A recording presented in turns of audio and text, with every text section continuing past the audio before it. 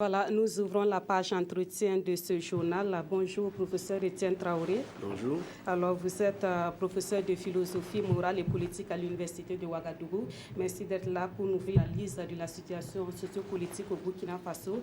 Alors, nous sommes en période de transition. Comment déjà vous appréciez le processus de transition donc, en cours depuis la chute du régime de Blaise Compaoré?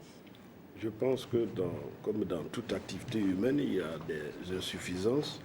Ce qui fait qu'il y a du positif, mais il y a aussi du négatif et beaucoup d'attentes de la population. Au point de vue des aspects positifs, nous pouvons reconnaître que cette transition a pu relancer les institutions qui fonctionnent. Elle a pu, au niveau de l'extérieur, faire en sorte que la communauté internationale renoue avec notre pays, ce qui n'était pas le cas au tout début. Et au point de vue des questions de sécurité, même si ça reste récurrent, ces questions-là sont prises en charge de façon assez sérieuse, excepté ces événements tout récents. Il y a aussi que quelques mesures positives ont été prises pour les jeunes et pour les femmes. Et d'un point de vue général, sur ce plan-là, c'est un certain nombre d'aspects quand même positifs. Maintenant, au niveau des insuffisances que nous avons constatées, c'est par rapport aux questions de la justice et au rapport avec l'ancien régime. Au niveau de la justice, les dossiers, bien sûr, ça vient d'être ouvert, c'est assez lent. Or, maintenant, il y a deux situations, deux faits majeurs qui permettent quand même de poursuivre ceux qui ont détourné les deniers publics. D'abord, il y a eu ces journées de la justice qui mènent à une procédure un peu plus rapide. Il y a la loi contre la corruption qui permet de poursuivre. Avec ces deux éléments, on devrait pouvoir accélérer pour que l'argent volé par les gens de l'ancien régime puisse effectivement rentrer dans les caisses de l'État et résoudre les problèmes sociaux de nos compatriotes. Il y a aussi que, du point de vue des rapports avec l'ancien régime, il y a un doute qui est créé au niveau de certains esprits. D'abord, dès le départ, qu'on a laissé partir ces gens-là, certainement, je ne sais pas s'ils sont partis à beaucoup de fois, mais en tout cas, c'est comme si on les avait accompagnés. Et aujourd'hui, ces gens-là, à travers leurs meetings, à travers leurs réunions, remettent pratiquement en cause l'insurrection, en traitant Blaise comme étant quelqu'un qui n'a rien fait, qui est victime de revanchards, qui est héros, sinon est martyr. Là, il faut bien trouver les moyens d'arrêter ce genre de discours, sans quoi ça peut mettre le doute au niveau de certains esprits. D'accord. Est-ce qu'avec toutes ces insuffisances-là, vous avez le sentiment que la transition porte réellement les fruits de l'insurrection populaire d'octobre? Les fruits seront jugés à la fin de la transition. Maintenant, on est à mi-temps, on est à mi-chemin. Comme je vous l'ai dit tout à l'heure, les dossiers de justice, je pense que ça va être accéléré, puisqu'il manquait cet élément de droit qui permet de poursuivre les gens. Sinon, avec les procédures anciennes, ça prend beaucoup de temps. Maintenant, avec la loi contre la corruption, on peut toujours prendre quelqu'un pour lui dire de justifier ses biens. Et à partir de là, on peut aller très vite. D'accord. Alors, les débats sur la transition politique dans notre pays portent notamment sur ce qu'elle devrait pouvoir faire et ce qu'elle ne peut pas faire. À votre avis, quelles sont les priorités? Les priorités de la transition? Oui, actuellement. Bon, les priorités, c'est un peu les priorités que les masses ont demandé. Résoudre les dossiers de justice. Et ça permettra de résoudre un certain nombre de questions sociales, même si ça a déjà commencé, mais c'est résoudre les problèmes de justice, résoudre mieux les problèmes de sécurité et surtout, assurer et respecter le calendrier des élections. Ça lie en octobre. La transition doit faire en sorte que ce délai soit respecté pour qu'on revienne dans une situation normale. Je l'ai ajouté aussi ce que j'ai oublié tout à l'heure. Parmi les insuffisances du gouvernement, il y a la question de la communication. Il n'y a pas assez, la communication est insuffisante tant au point de vue quantitatif que qualitatif, ce qui fait que ce qu'ils font n'est pas visible, n'est pas expliqué aux gens. Je prends le cas de l'économie nationale, dans une économie de crise. Tous les bailleurs de fonds sont en état d'attente. Ils ne veulent pas investir, même les gros importateurs, chacun stocke à la frontière ses marchandises. Et ça, dans une économie de crise, ça ne fonctionne pas bien et l'État doit avoir quand même certainement des difficultés financières qu'il a le devoir d'expliquer à la population. Jusqu'à présent, rien. on fait comme si l'économie fonctionnait normalement. Or, ce n'est pas vrai. On est vraiment en situation de crise économique. D'accord.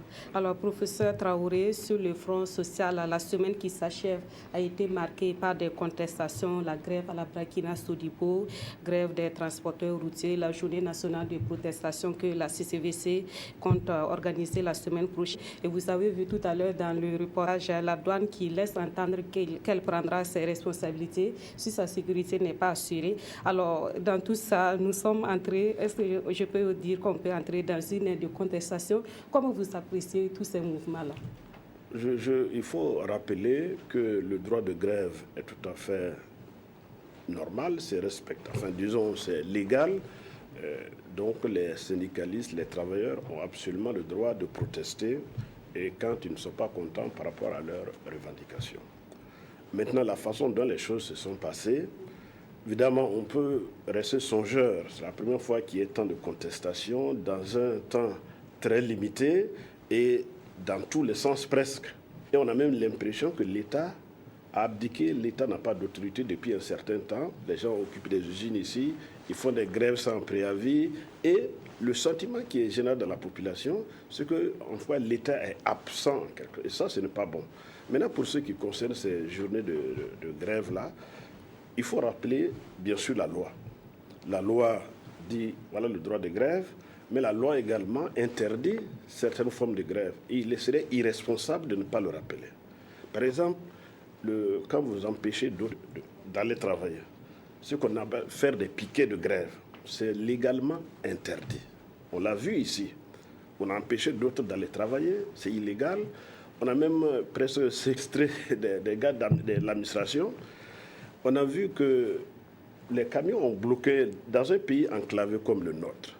Ils ont bloqué l'approvisionnement à tel point que même l'énergie qui était réservée pour la Sonabel n'a même pas pu passer et ça a pénalisé des millions de personnes.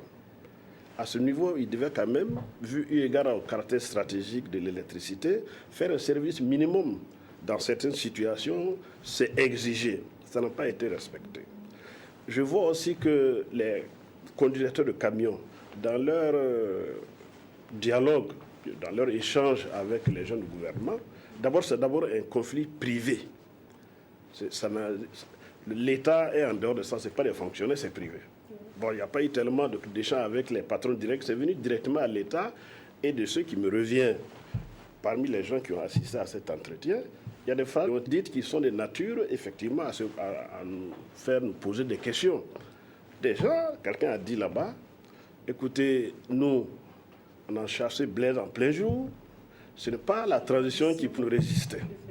Là, on se demande, en fait, on est dans le syndicat, on est dans quoi? Donc, moi, je veux que le droit de grève soit absolument respecté, mais que ce droit de grève respecte ce que la loi dit. Moi, c'est ça ma préoccupation. D'accord. Alors, les procédures ne sont donc pas toujours respectées, comme vous venez de le dire, mais le Premier ministre, Yacouba Isaac Ziré, est monté au créneau dans un discours qui se voulait de fermeté. Et que pensez-vous de cette sortie du chef du gouvernement? Bon, je crois qu'il a dû faire sa sortie en tenant compte, j'allais dire, des situations que les anciens de l'ancien régime sont en train de raconter un peu n'importe quoi en cours de la transition. Donc les syndicalistes, je crois que c'est à eux seulement que c'est adressé, ce n'est pas seulement à eux. En plus de ça, certainement les procédures qui n'ont pas été respectées, ça fait un peu désordre. Parce que normalement, si on doit respecter les lois, celui qui fait piquet de grève, on doit amener les forces de l'ordre pour enlever les piquets. Celui qui ne respecte pas la loi de ce point de vue, la force publique peut intervenir. Comme ça n'a pas été fait. Alors, j'ai l'impression, ce qu'il dit, c'est que la prochaine fois, on va respecter la loi, on ne va pas laisser violer la loi. C'est comme ça que j'ai compris son message et je n'ai pas d'autres commentaires. Je pense que ça n'a pas été fait méchamment, même si le contenu était quand même assez ferme et ça répond un peu, à mon sens, à l'inquiétude que les gens se font. Il dit que l'État est absent, il n'y a pas d'autorité de l'État. C'est dans ce sens qu'il est, je crois qu'il est dans son rôle. Maintenant, la forme peut-être peut être reprochable, mais il est dans son rôle de dire on va assurer la sécurité des personnes et des biens et on va être ferme là-dessus. C'est dans son rôle. Et même ceux qui le contestent, s'ils étaient à sa place, je me demande s'ils allaient dire autrement que ça. Puisque partout les gens disent que l'État est absent. On occupe des usines, on occupe des places, etc. On fait des grèves sans préavis, etc. Est-ce que vous pensez que cette sortie quand même intervient de façon tardive? Ah non, c'est pas tardif. Le président du Faso, déjà en fin décembre, ou bien veut de nouvelles de cette même fermeté. Mais bon, comme souvent les gens lèvent la main et veulent gifler, ils ne giflent jamais, évidemment, ça crée un problème d'autorité de l'État. Moi, je pense que le dialogue est toujours possible. Il faut que les uns et les autres se comprennent, mais il peut se comprendre autour de la loi. La loi s'impose à tout le monde.